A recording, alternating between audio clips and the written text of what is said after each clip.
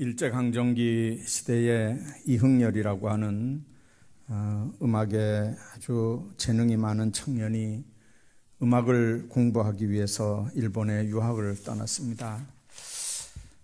가서 음악을 시작하면서 보니까 작곡을 위해서는 이 피아노가 없으면 음악 공부할 수 없다는 사실을 이제 일본에 가서 알게 됩니다. 그래서 어머니에게 편지를 썼습니다. 어머니, 피아노가 없으니까 음악 공부를 더 이상 할 수가 없습니다. 와서 보니까 음악 공부에는 피아노가 필수라는 걸 와서 알았습니다.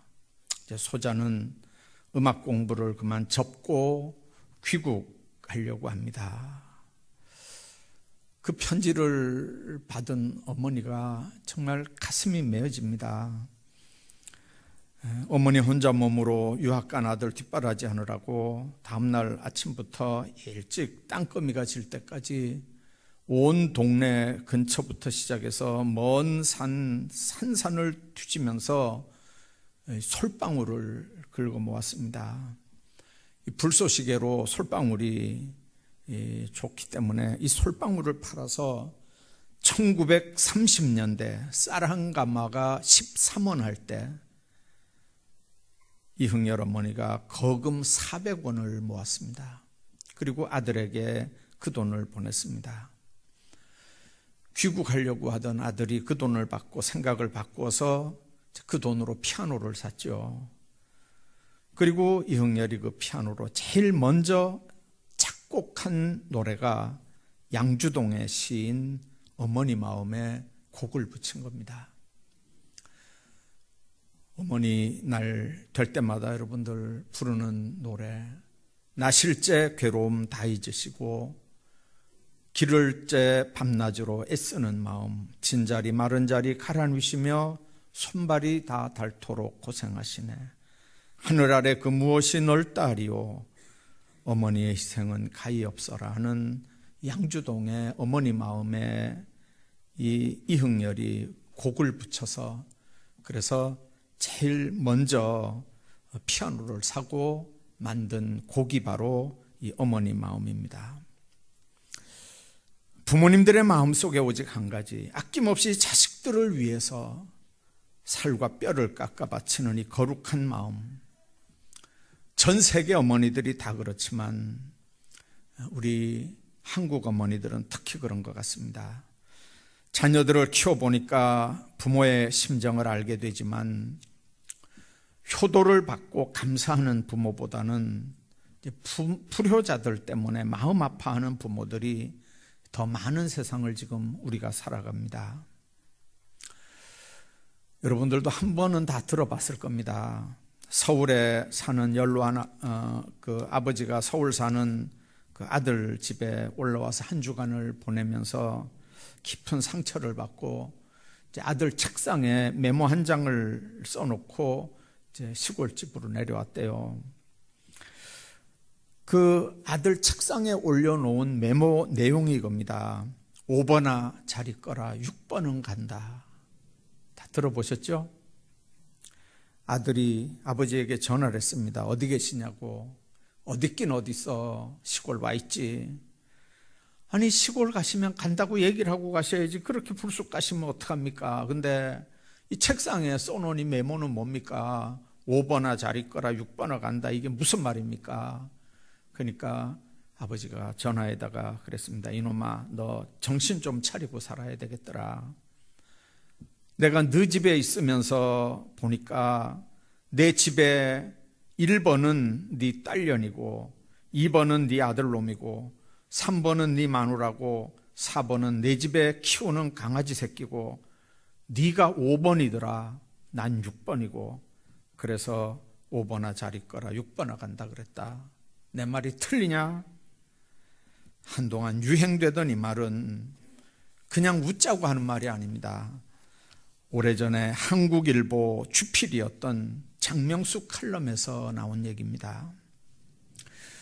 스크랩을 해둔 이 글을 이제 어버이 주일 때마다 제가 이렇게 한 번씩 봅니다만은 아무리 말세지 말에 우리가 살고 있다고 하지만 어떻게 자식을 낳아주고 길러주면서 평생 뒷바라지한 부모님이 집에서 기르는 강아지 새끼보다 서열이 뒤라고 하는 거, 여러분들 이게 말이 되는 얘기입니까?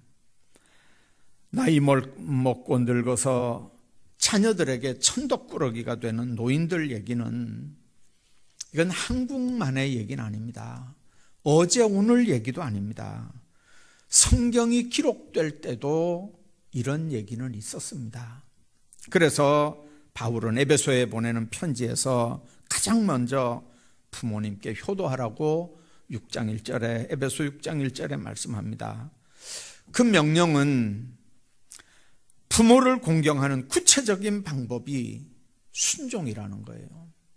공경하려면 먼저 순종부터 해야 된다는 얘기입니다. 부모님의 말씀을 잘 듣고 마음을 편안하게 하며 지난날의 불화의 관계조차도 회복하라고 하는 효도를 지금 주님은 명령하는 거거든요. 근데 에베소 6장 2절에 또 그렇게 말씀합니다. 부모님을 공경하라고 명령하거든요. 앞에 1절은 순종하라고 했는데 2절은 공경하라고 합니다. 이 공경하라고 하는 헬라어 단어가 티마오라고 하는 단어입니다. 가치를 인정하라는 말입니다.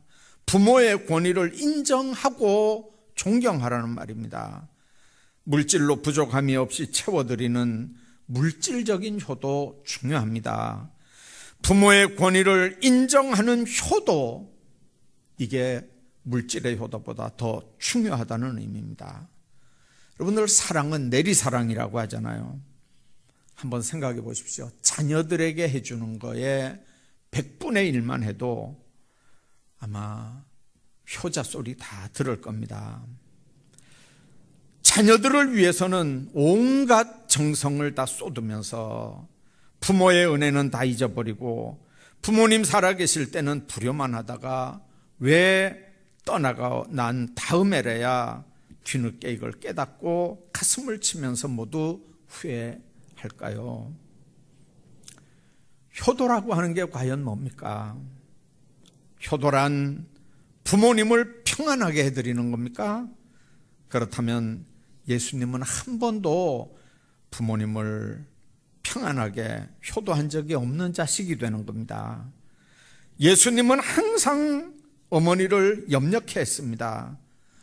그러면 동양 개념으로 신체 발부는 수지부모라고, 소돌한 부모님께 받은 머리털 하나 상하지 않고 온전히 보존하는 게 효도라면 예수님은 불효자 중에 불효자입니다. 예수님 어머니 눈앞에서 십자가형을 받고 죽어간 사형수가 예수님이기 때문에 그렇습니다. 여러분들, 효도라고 하는 게 뭘까요? 어머니 고생을 알아주는 겁니까? 어머니에게 맛있는 고기를 사다 드리는 겁니까? 어머니를 효도 관광시켜 드리는 겁니까? 어머니에게 좋은 선물 사드리는 겁니까? 우리가 부모님께 효도할 때도 그렇고, 우리가 부모가 돼서 자녀들에게 효도를 기대할 때도 그렇고, 우리는 보통 효도를 그런 차원에서 생각을 합니다. 그런데 오늘 본문에 보면 내 부모를 공경하라, 그리하면 내 하나님 나 여호와가 네게 준 땅에서 네 생명이 길리라, 그렇게 말씀합니다. 이 출애굽기 20장은 우리가 아는 대로 십계명에 관한 말씀이 기록이 되어 있는 장입니다. 다른 말씀들은 그냥 살인하지 말라, 간음하지 말라, 도둑질하지 말라, 이웃에 대해서 거짓 증거하지 말라, 이렇게 아주 간단하게 기록이 되는데, 이 부모 공경하라고 하는 말씀 보면 내 하나님 여호와가 네게 준 땅에서 네 생명이 길리라 하면서 축복이 보장이 됩니다. 이 공경하라 하는 히브리 단어는 카베드라고 하는 단어인데, 원래 이 카베드라고 하는 단어는 하나님을 경외하라고 할 때 쓰는 경외 개념의 단어입니다. 근데 여기서는 부모님을 공경하라고 할 때 이 카베드라는 단어가 사용이 되거든요. 뭔 의미입니까? 보이지 않는 하나님의 대상이 보이는 부모님이라고 하는 의미입니다. 따라서 효도와 하나님에 대한 믿음은 동전의 양면 같다는 얘기입니다. 얼마 전에 한번 미켈란젤로의 피에타라고 하는 작품을 여러분들에게 소개한 적이 있는데, 시간이 오래 지나가서 한번 그 피에타 그림 한번 띄울 수 있나요? 예, 저 그림입니다. 미켈란젤로가 저 그림 조각을 했고요. 로마 그 베드로 대성전에 저게 이렇게 그 지금 있습니다. 죽은 아들 예수님이 어머니 마리아의 품에 안겨 있는 저 그림, 저 조각인데, 저걸 제목을 효도나 믿음을 의미하는 피에타라고 미켈란젤로는 붙였거든요. 왜 그랬는지 모르지만 효도, 효성, 이게 경건과 하나님을 향한 믿음이 한 개념이다 라고 하는 걸 나타내려고 하는 데서 우리는 그 미켈란젤로가 당시에 그림으로 하나님의 말씀을 전했던 사역을 했기에 참 놀라움을 우리가 느낍니다. 그때 이미 효도의 개념은 하나님을 공경하는 개념과 같다는 의미로 피에타라는 단어를 사용한 거거든요. 죽은 아들이 어머니의 가슴에 있습니다. 이게 바로 효도의 본질이라고 미켈란젤로는 저 그림을 통해서 얘기하는 거거든요. 자식의 자리가 어디입니까? 자식은 부모의 가슴 속이 자식의 자리입니다. 자식이 어머니의 가슴에 안겨 있다는 사실이 곧 효도입니다. 어머니의 가슴을 떠난 자식은 효자일 수 없습니다. 오늘 많은 자식들이 몸은 같이 있어도 생활비는 보내드려도 부모님이 마음에서 멀어진 자녀들이 얼마나 많은지 모릅니다. 마음에서 떠나지 말아야 합니다. 어머니 가슴에 안겨 있으면 그것이 효자입니다.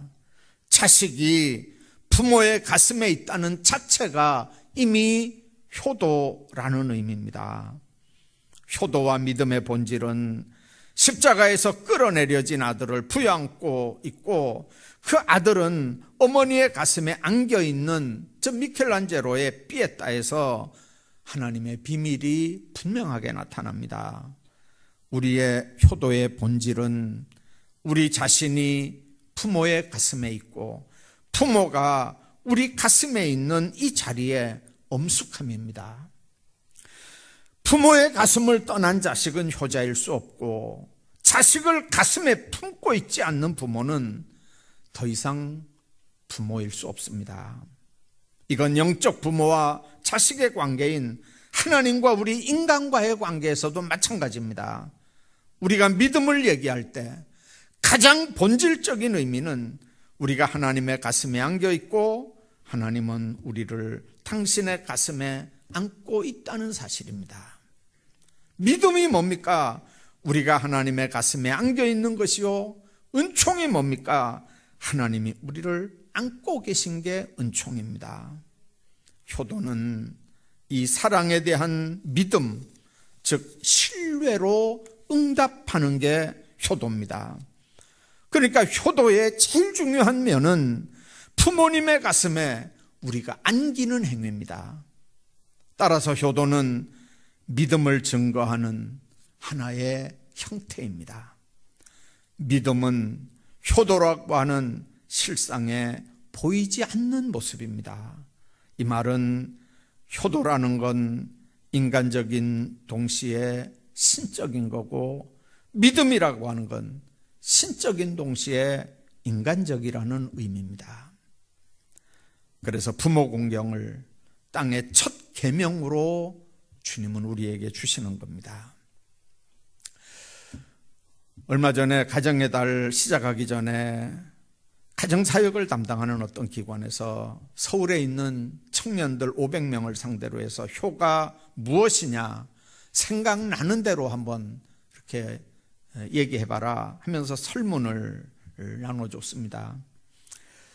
서울이기 때문에 우리하고 좀 개념이 다를 수 있지만 이제 그들의 답변 가운데 60%가 효도가 뭐냐고 하는 질문에 속상하지 않게 해드리는 게 효도다, 그렇게 대답을 했습니다.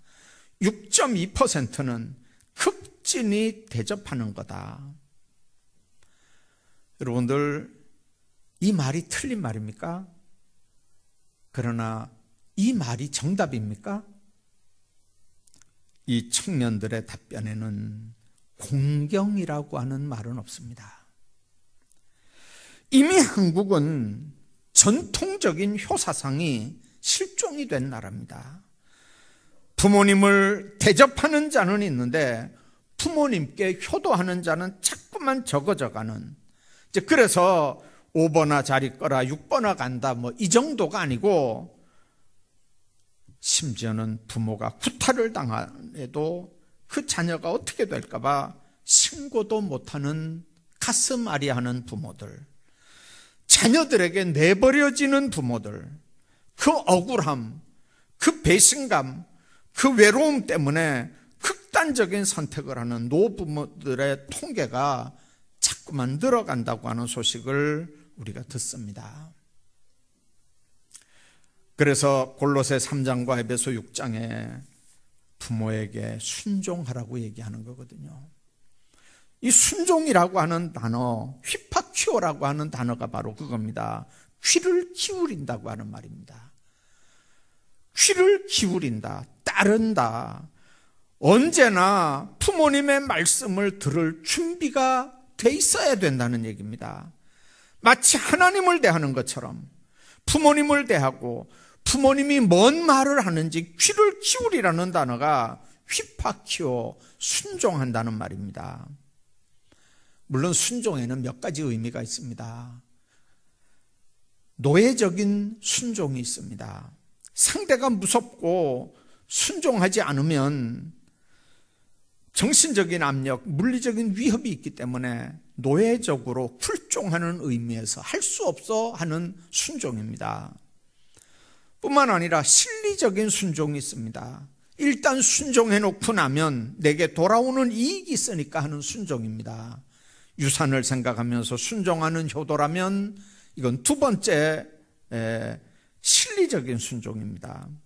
그러나 성경이 요구하는 순종은 노예적인 순종도 물론 아니지만 이런 실리적인 순종도 아닙니다.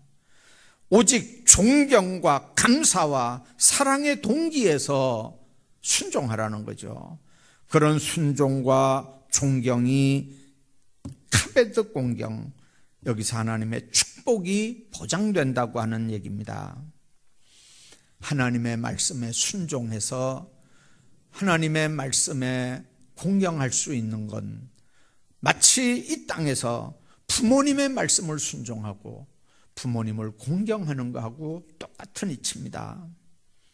어떤 소년이 일평생 뱃사람으로 살아갈 걸 다짐하면서 바다를 정복할 꿈을 그리면서 어느 날 큰 선박회사에 취직해서 먼 나라로 항해할 준비를 마치고 자기 짐을 다 배에 실어놓고 어머니에게 왔습니다.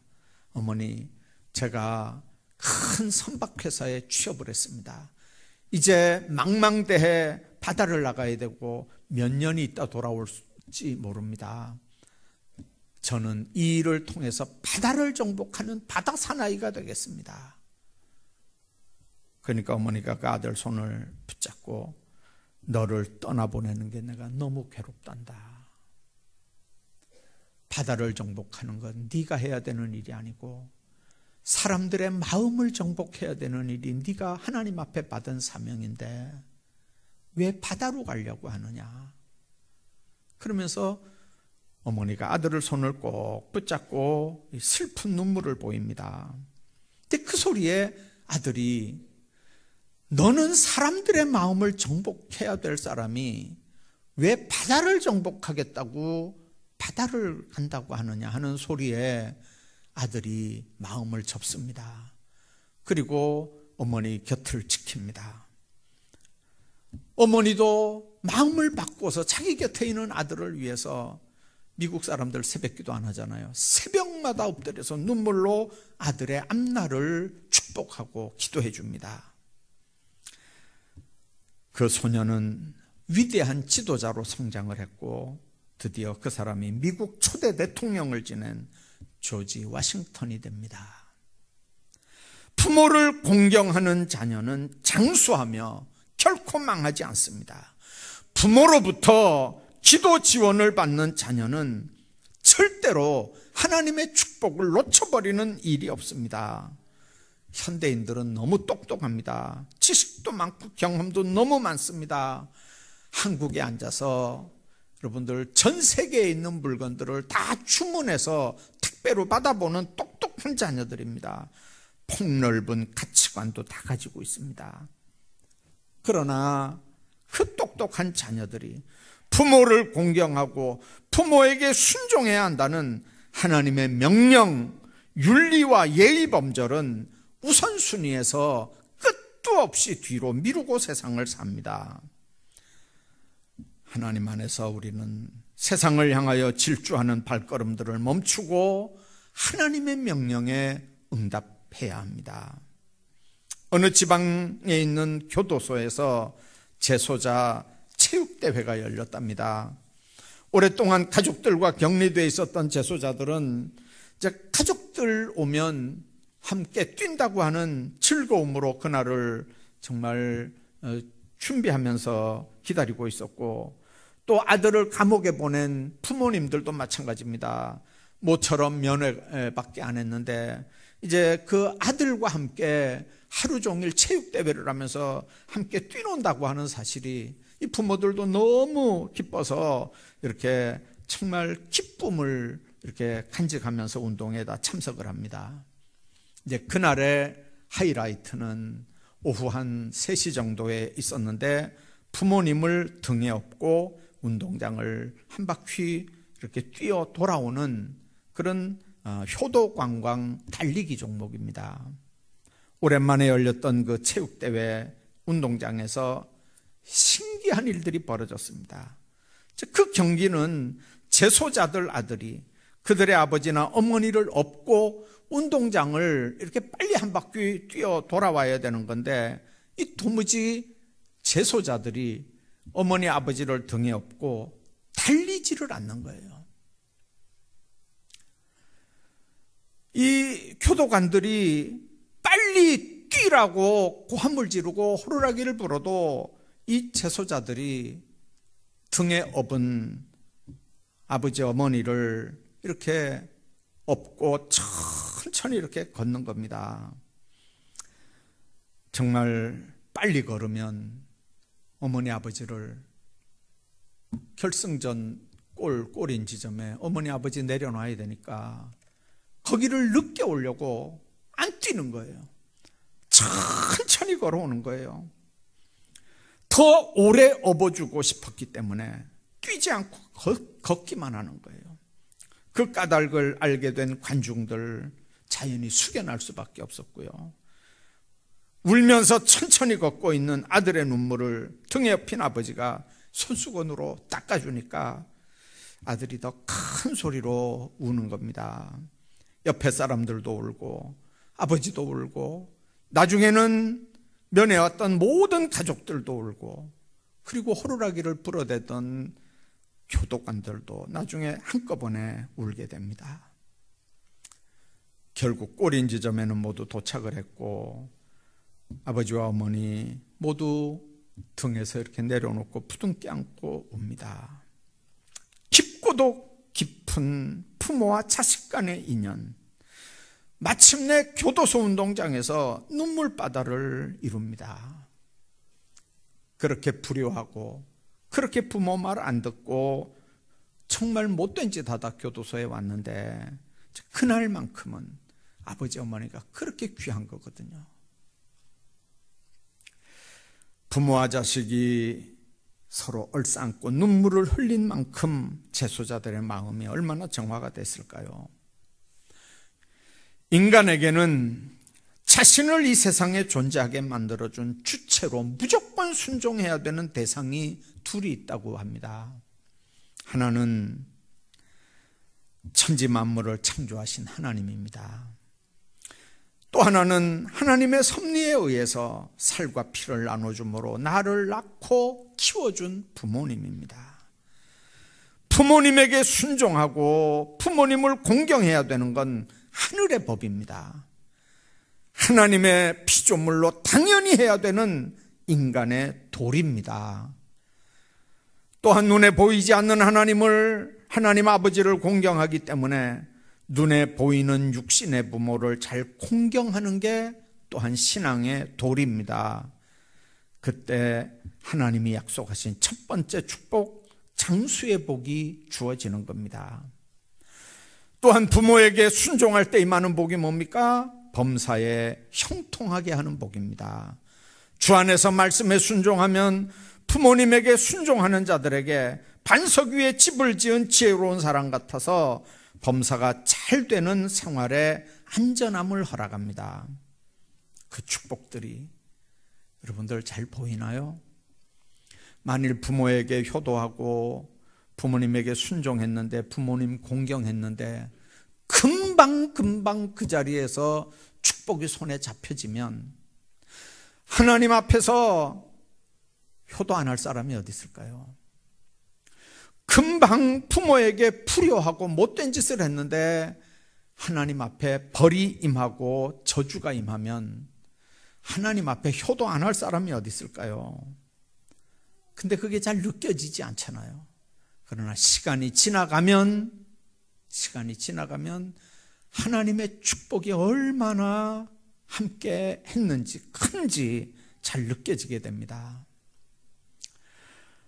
황군벽이라고 하는 자유중국 대만에 그림 잘 그리는 화가가 있었습니다. 이 사람은 뭘 잘 그리냐면 이 폭포를 잘 그리는 아주 유명한 사람입니다.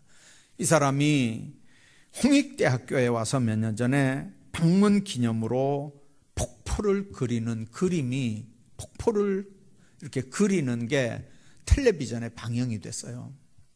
많은 사람들이 이 폭포의 대가가 언제 어떻게 그림을 그리는지 이렇게 숨을 죽이고 바라보고 있었는데, 이 황군벽은 큰 화선지에다가 아주 울창한 나무를 그려놓고 아주 암벽 바위들을 그려놓고 이렇게 했지, 끝끝내 폭포는 그리지 않고 그림을 다 마쳤어요. 사람들이 실망을 합니다. 뭐 폭포를 그렇게 잘 그리는 무슨 대가라고 하더니, 아니 그림에 나무만 그려놓고 뭐 바위만 그려놨지 뭐 하나도 폭포 떨어지는 거 폭포는 안 그려놨네, 이렇게 하고 있는데 그림을 다 그리고 그 그림을 이렇게 딱 들었어요. 그림을 이렇게 딱 들으니까 그 그림을 보는 사람들이 그 그림을 보면서 깜짝 놀라는 거예요. 아무 색도 칠하지 않은 그 허연 화선지가 다 폭포인 거예요. 여러분들, 하나님의 축복, 효도하면 복 받는다고 하는 하나님의 말씀 전혀 깨닫지 못하면서 우리가 효도도 하고 불효도 하잖아요. 뭔가 놀랍게 우리 삶 속에 허락하셔도 그게 우리 삶에 어떤 변화를 주는 건지 깨닫지 못하잖아요. 그러나 훨씬 후에 하나님의 축복임을 깨닫고 비로소 감사하고 영광 돌리는 게 우리들의 미련한 삶이 아닙니까? 만일 우리가 하나님의 뜻을 이루어서 부모님께 순종한다면, 그래서 효도하라는 하나님의 명령에 순종한다면, 순간순간 우리가 깨닫지 못해서 그렇지 우리 삶 전체가 하나님의 놀라운 축복들인 걸 깨닫게 되는 날이 옵니다. 그리고 그런 축복은 자녀 손까지, 후손에게까지 미치는 크고 놀라운 것이라고 성경은 분명하게 말씀하거든요. 어른들 말씀에 충신 연료를 찾으려면 효자문중으로 가라 그랬습니다.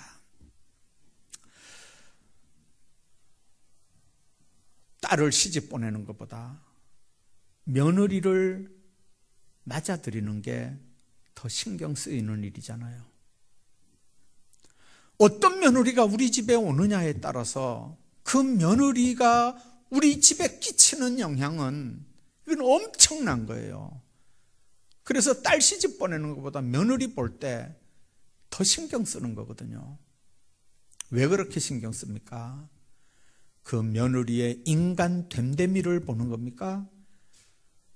그래서 딸을 보려면 친정 어머니를 보라 그러잖아요. 왕대밭에 왕대가 나는 거고 효자 집안에 효자가 난다는 얘기는 진리입니다. 자라면서 뭘 보고 듣고 배웠을까요? 가정교육이 그래서 중요한 겁니다. 세상이 어떻게 변해가고 가치관이 어떻게 바뀌어가도 교회가 세상을 향해서 천륜과 인생의 가치관을 일깨워줘야 되고 가정을 지켜줘야 되거든요.